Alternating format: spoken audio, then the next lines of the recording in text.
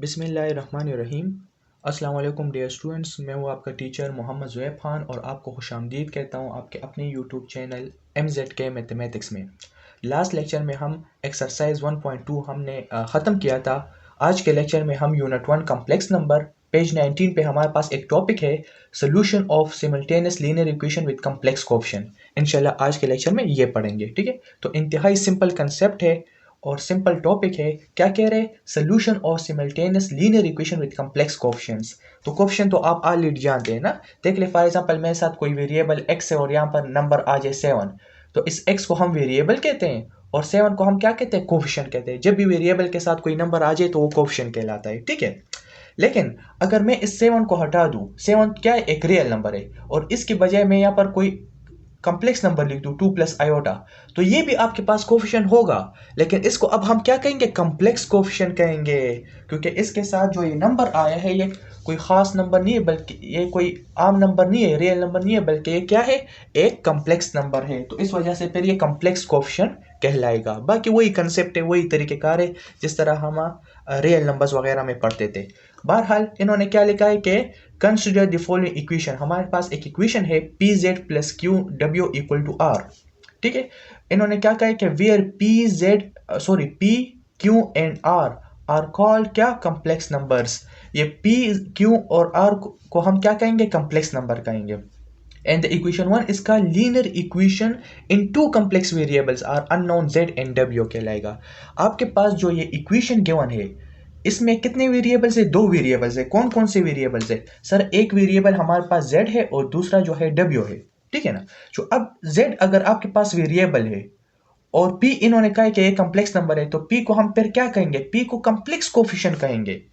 q जो है ये भी एक कम्प्लेक्स नंबर है, लेकिन ये इस वेरिएबल के साथ आए तो ये भी एक कम्प्लेक्स कोएफिशिएंट कहलाएगा। इसलिए इन्होंने टॉपिक का नाम रखा है linear equation with complex coefficient कहलाएगा, ठीक है ना।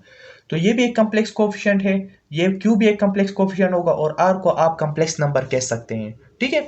z और w आपके पास क्या है? वेरिएबल्स है। तो जब z और w आपके पास वेरिएबल्स है तो कितने वेरिएबल है? 2 है और इनका पावर क्या है? z का पावर भी 1 है, w का पावर भी 1 है। तो जब भी किसी वेरिएबल का पावर 1 हो, एक इक्वेशन, सर एक ऐसा इक्वेशन जिसमें वेरिएबल का पावर 1 होते हैं तो वो लीनियर इक्वेशन कहलाता है। ऐसा इक्वेशन जिसमें वेरिएबल का पावर 2 हो तो वो क्वाड्रेटिक कहलाता है, ठीक है, क्वाड्रेटिक इक्वेशन। तो इसलिए इन्होंने कहा है कि द इक्वेशन 1 इसका linear equation in to complex variables. 2 variables है तो इसलिए हमने कहा है कि ये linear equation in two to complex वेरिएबल्स z एंड w, ठीक है ना। और इन कम्प्लेक्स वेरिएबल्स को आप अननोन भी कह सकते हैं, क्योंकि जब भी आपको इस तरह इक्वेशन गिवन होती है ना और आपको कहा जाता है कि इसको सॉल्व कर ले, तो सॉल्व करने का मतलब ये होता है कि आप इन वेरिएबल्स की वैल्यू निकाल ले, इन अननोन वैल्यूज की वैल्यू निकाल, अननोन वेरिएबल्स की जो है वो वैल्यू निकाल ले। बहरहाल ये हम आगे पढ़ेंगे। इसके बाद इन्होंने एक और 2 इक्वेशंस आपको दिए हैं, p1z plus q1w equal to r1 and p2z plus q2w equal to r2, ठीक है ना। अब देख ले इक्वेशन नंबर 1, अगर आप ऊपर इक्वेशन को देख ले नीचे, ये दोनों लीनियर इक्वेशन से, लेकिन ये इकट्ठे आए हैं। तो जब भी 2 लीनियर इक्वेशन इकट्ठे आ जाए, सिमल्टेनियस आ जाए, तो इसको हम सिमल्टेनियस लीनियर इक्वेशन कहते हैं या इसको सिस्टम ऑफ लीनियर इक्वेशन भी कहा जाता है, ठीक है। तो इन्होंने लिखा है कि these 2 equations together form a system of linear equations in 2 variable z and w। कितने वेरिएबल्स है सर? इसमें वही 2 वेरिएबल्स है, z वेरिएबल है, w वेरिएबल है। z वेरिएबल है, w वेरिएबल है, लेकिन ये 2 इक्वेशंस इकट्ठे आए हैं तो इस वजह से इसको क्या कहा जाएगा? सिस्टम ऑफ लीनियर इक्वेशन कहा जाएगा, ठीक है ना, सिस्टम। या इसको सिमल्टेनियस लीनियर इक्वेशन भी कहा जाता है। The linear equation in 2 variables are also called simultaneous linear equations, ठीक है ना। इसको हम क्या कह सकते हैं? इसको सिमल्टेनियस लीनियर इक्वेशन भी कहा जाए। जब 2 लीनियर इक्वेशन इकट्ठे आ जाए तो वो सिमल्टेनियस लीनियर इक्वेशन या सिस्टम ऑफ लीनियर इक्वेशन कहलाते हैं, ठीक है। सो इंतहाई सिंपल कंसेप्ट है, यहाँ तक तो हम पहुंच गए। देख ले टॉपिक में simultaneous linear equation with complex coefficient. Complex coefficient किसे कहते हैं? वेरिएबल के साथ जब कम्प्लेक्स नंबर आ जाए वो कम्प्लेक्स कोएफिशिएंट कहलाता है। लीनियर इक्वेशन किसे कहते हैं? सर जब वेरिएबल का पावर 1 होगा तो वो लीनियर इक्वेशन कहलाएगा। अगर एक वेरिएबल होगा so linear equation in 1 variable कहलाएगा। अगर 2 वेरिएबल्स होंगे तो linear equation in two variables कहलाएंगे। तो यहाँ पर जो हमें इक्वेशन गिवन था, अगर आप यहाँ पर देख ले z और टू वेरिएबल्स थे, तो इसलिए हम इसको कहते हैं system of linear equations in two variables कहा जाता है। ठीक है, तो यहाँ तक पहुंच गए। अब बात करेंगे इसके सोल्यूशन की, इस किस्म के लीनियर इक्वेशन के सोल्यूशन किस तरह निकालते हैं। अगर आपके पास सिमल्टेनियस लीनियर इक्वेशन आ जाए जिसमें कम्प्लेक्स कोएफिशिएंट होगा, तो इसका सोल्यूशन किस तरह निकालेंगे और क्या तरीकेकार होगा, तो अब उसको समझने की कोशिश करेंगे। क्लियर है, चलिए देखते हैं। अच्छा जी, क्या लिखा है कि a simple rule for solving the system of equations is the method of elimination and substitution. कह रहे कि जो सिमल्टेनियस लीनियर इक्वेशन है, इसके सॉल्व करने के लिए आपके पास एक रूल है, इंतहाई सिंपल रूल है जिसका नाम है method of elimination and substitution. ठीक है, और इसके अपने कुछ रूल्स, कुछ स्टेप्स है, कुछ रूल्स है, 5 स्टेप्स है, स्टेप 1 से लेकर 5 तक। ठीक है ना, स्टेप 1 से लेकर 5 स्टेप्स है, तकरीबन इंतहाई आसान है। तो वो स्टेप्स भी मैं बताता जाऊंगा, लेकिन सबसे पहले मैं एक एग्जांपल लेता हूं और उस एग्जांपल में मैं एक स्टेप भी आपको बताता जाऊंगा। ठीक है ना, वैसे भी आपके पास बुक होगा तो ये जो है आपके पास पेज नंबर 20 पर वो स्टेप्स ऑलरेडी अवेलेबल है।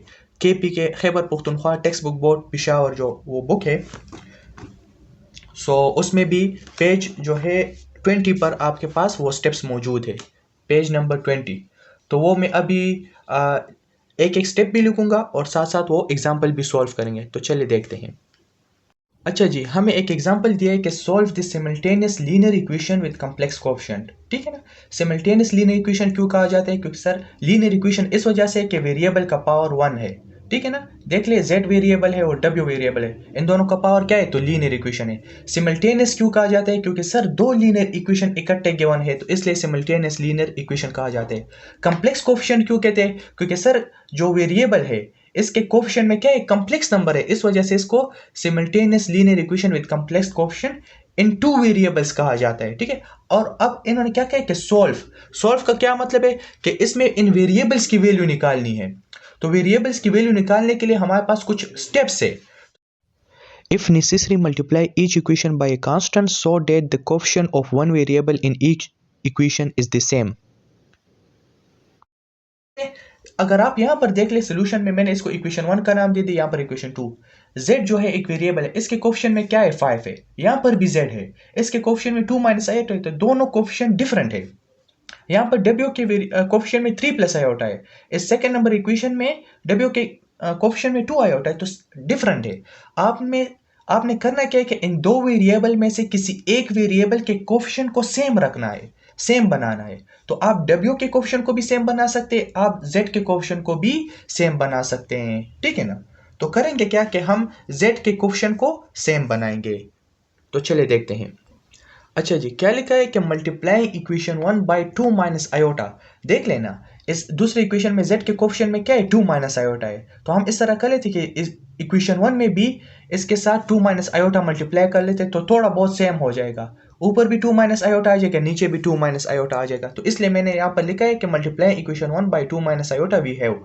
सो 5 × 2 - आयोटा z हो जाएगा, माइनस 3 + आयोटा अपनी जगह पर 2 - आयोटा मैंने मल्टीप्लाई कर लिया, और इधर भी z - आयोटा अपनी जगह पर, इसके साथ भी 2 - आयोटा मल्टीप्लाई कर लिया। तो क्या आ जाएगा इसके साथ, इनको मल्टीप्लाई करेंगे, सो 3 × 2 = 6 हो जाएगा, और -3 आयोटा आ जाएगा, प्लस 2 आयोटा हम लिख सकते हैं, प्लस इंटू माइनस से माइनस आयोटा, आयोटा के साथ मल्टीप्लाई होकर आयोटा स्क्वायर बनेगा इक्वल टू w।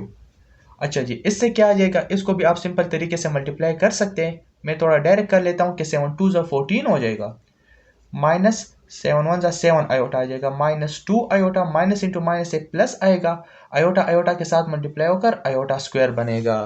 ठीक है ना, इंतहाई आसान है। तो इससे आपके पास क्या आ जाएगा, देख ले, 5 × 2 - आयोटा अपनी जगह पर हो जाएगा।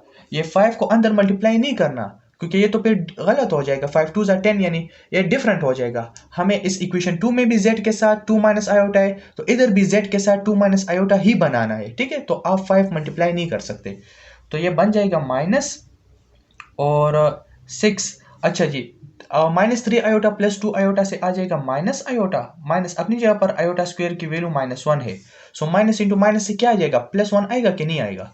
तो मैं थोड़ा डायरेक्ट लिख देता हूँ, मेरे पास स्पेस कम है, तो +1 लिख देता हूँ, इंटू w इक्वल टू 14।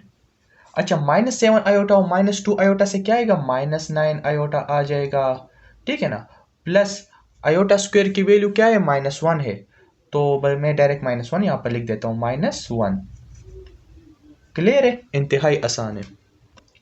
अच्छा जी, आप यहाँ पर देख ले, 5 into 2 minus iota Z minus अपनी जगह पर 7 और 1 सॉरी 6 और 1 से आ जाएगा 7 माइनस आयोटा हो जाएगा डब्ल्यू इक्वल टू 14 और -1 से आ रहे 13 माइनस 9 आयोटा। इसको आप इक्वेशन नंबर 3 का नाम दे दे। अगर देखा जाए इक्वेशन 3 को और इक्वेशन 2 को, क्या ये सेम आ रहे, नहीं, अब भी सेम नहीं है। देख ले, z के कोएफिशिएंट में सिर्फ 2 - 1 है और यहाँ पर z के कोएफिशिएंट में 5 इंटू 2 - 1 है, तो ये फिर सेम नहीं आ रहे।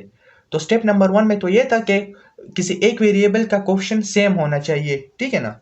तो अब क्या करेंगे, multiply equation 2 by 5 we have. आप इस इक्वेशन 2 के साथ 5 मल्टीप्लाई करें। देखिए, जब 5 मल्टीप्लाई करें तो 5 इंटू 2 माइनस आयोटा आ जाएगा और यहाँ पर भी 5 इंटू 2 माइनस आयोटा, तो ये z के कोएफिशिएंट सेम हो जाएंगे, ठीक है ना। इसलिए मैंने मल्टीप्लाई इक्वेशन 2 बाई 5 लिखा है। तो ये क्या बन जाएगा, equation 2 implies that 5 into 2 minus 1 z और प्लस इससे क्या आ जाएगा, 5 2 10 आयोटा आ जाएगा, 10 iota w equal to -5 plus 5 iota आ जाएगा, -5। इसको आप चलो इक्वेशन 4 का नाम दे सकते हैं। अगर आप देख ले इक्वेशन 3 और 4 को, तो z के कोएफिशिएंट जो है वो सेम आ रहे हैं। z 5 इंटू 2 माइनस आयोटा इधर भी है, 5 इंटू 2 माइनस आयोटा इधर भी है। तो अगर हम सब्ट्रैक्ट कर ले, सब्ट्रैक्ट इक्वेशन 3 फ्रॉम इक्वेशन 4 भी हो, तो z आपके पास खत्म हो जाएगा, ठीक है ना। स्टेप नंबर 2 क्या कह रहे हैं, add or subtract the resulting equations to eliminate one variable, thus getting an equation in one variable। आप जब ये कोएफिशिएंट सेम हो जाए तो इनको ऐड कर ले या सब्ट्रैक्ट कर ले, ताकि ये एक वेरिएबल खत्म हो जाए और सिर्फ एक वेरिएबल रह जाए। दो वेरिएबल से ना, तो दो में से एक को खत्म करने होगा और ये दोनों इक्वेशन एक वेरिएबल में कन्वर्ट हो जाएंगे। तो ये स्टेप नंबर 2 है। तो चले अब देखते हैं। क्या बन जाएगा, subtract equation 3 from equation 4 we have. Equation 4 लिख दिया, इक्वेशन 3 लिख दिया। सब्ट्रैक्शन में क्या होता है, साइन चेंज हो जाते हैं, या प्लस से माइनस बन जाएगा, माइनस से प्लस बन जाएगा, प्लस माइनस माइनस प्लस। तो अगर देखा जाए ये z के कोएफिशिएंट ये तो कैंसिल हो रहे, क्या रह गया, आपके पास आ जाएगा यहाँ पर 10 आयोटा w और plus 7 minus iota w equal to, अच्छा, -5 और -13 से क्या आ रहे, -18 आ रहे, तो -18 आ जाएगा। प्लस 5 आयोटा और प्लस 9 आयोटा से क्या आ रहे, +14 आयोटा आ रहे, तो ये 14 आयोटा आ गया।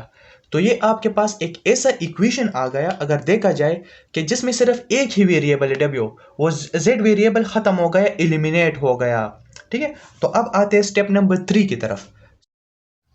Solve the equation in one variable obtain in step 2।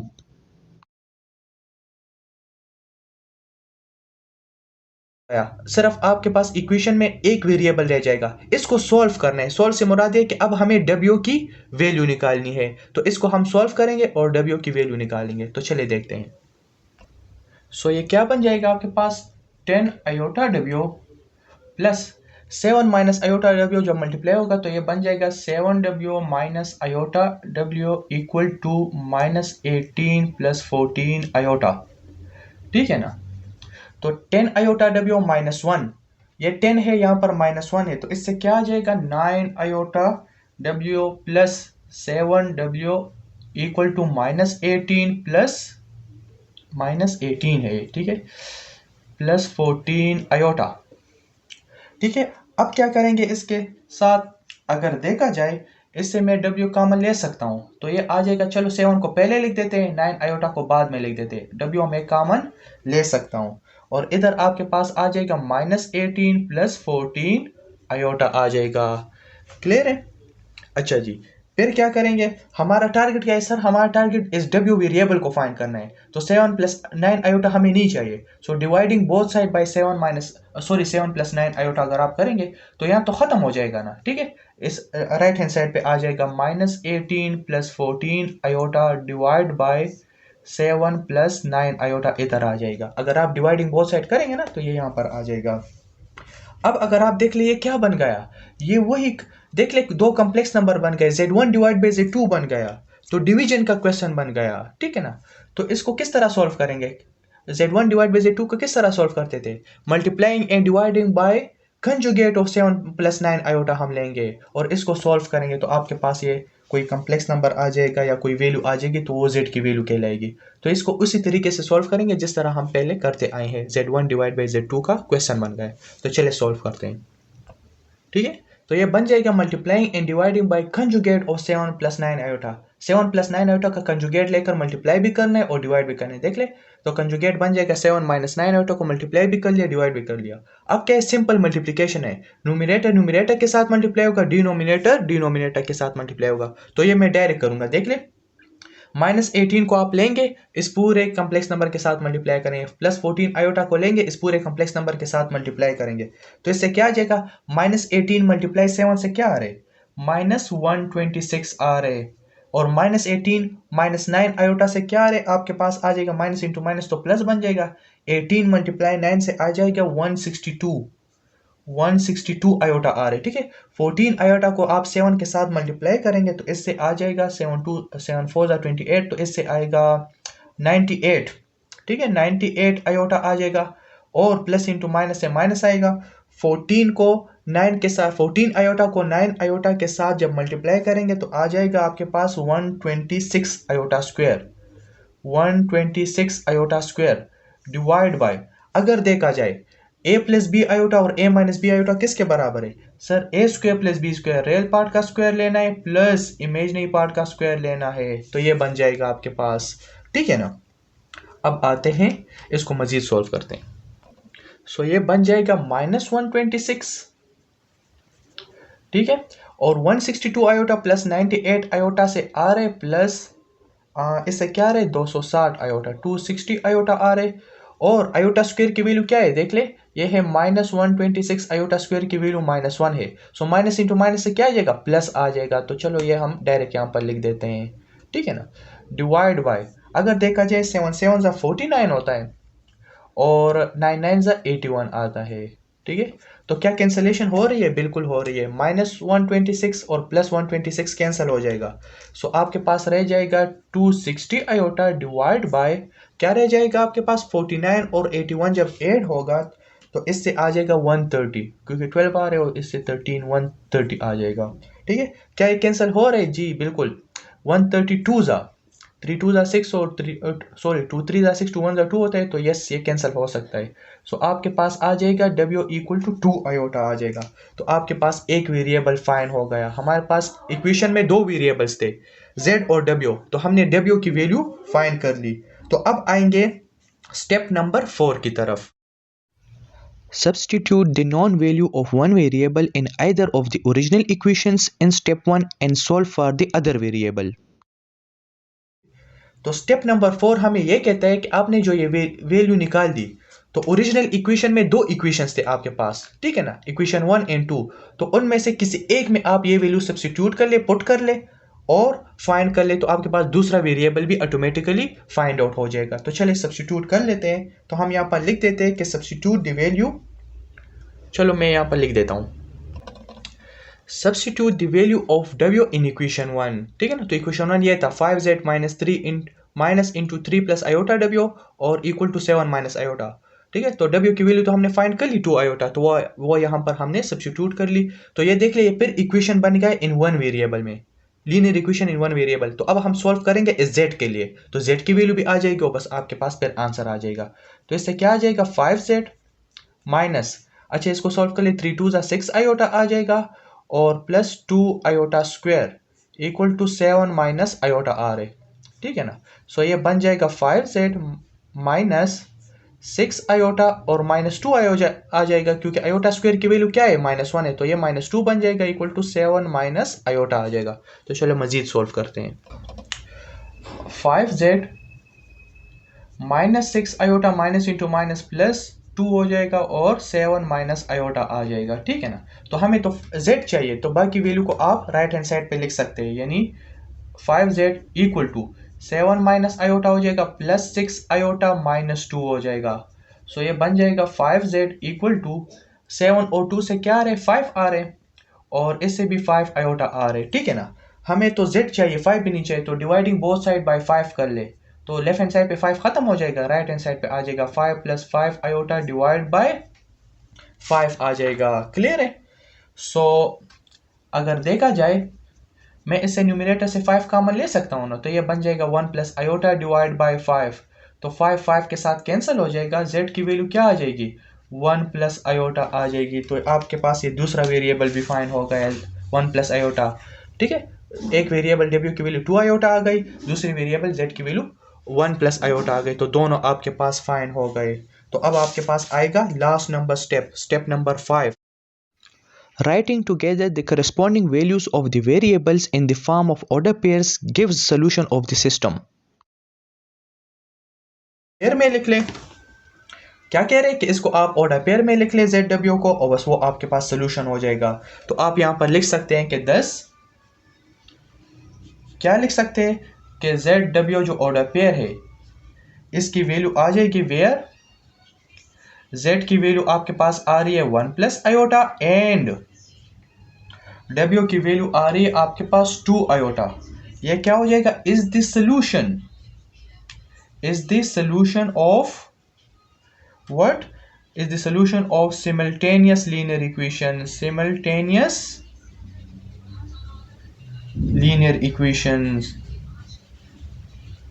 linear equation। बस ये आपका सोल्यूशन हो जाएगा। सो इंतहाई आसान क्वेश्चन था, स्टेप बाय स्टेप हमने एक एक जो है स्टेप को देखते हुए हमने ये सॉल्व कर लिया। तो मैं उम्मीद करता हूँ कि आपको कंप्लीट तरीके से समझ आ गई होगी। फिर भी कोई मसला हो तो बिल्कुल आप कमेंट सेक्शन में पूछ सकते हैं। सो आज के लिए इतना काफ़ी है, इंशाल्लाह फिर मुलाकात होगी नेक्स्ट लेक्चर में। तब तक के लिए अल्लाह हाफिज़।